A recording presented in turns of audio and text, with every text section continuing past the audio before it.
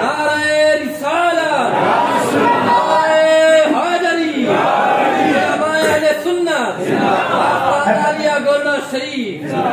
तकबीर जरा तकलीफ कर रहा है बैठा ना, ये तकलीफ नहीं करेगा, दिल सीधे करेगा।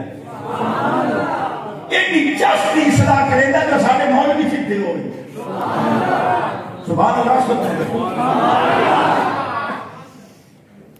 मां प्यो धमकियां देवनियां, अम्मा जी ये समझा ला मेरे प्यो लो बहुत रुपया आता है। अम्मा जी अम्मा मेरे प्यो को समझा ला।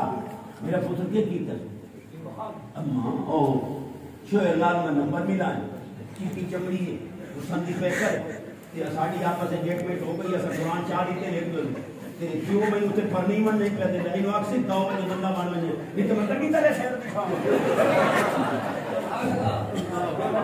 ये मैं ठीक है देख ना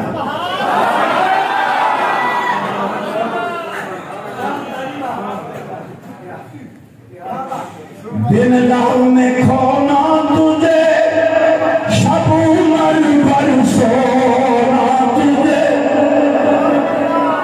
शर्मे नबी खौफे खुदा ये भी नहीं हो। चलो एक बार याद मार बैठो तो एक बार याद पढ़ खिलत ने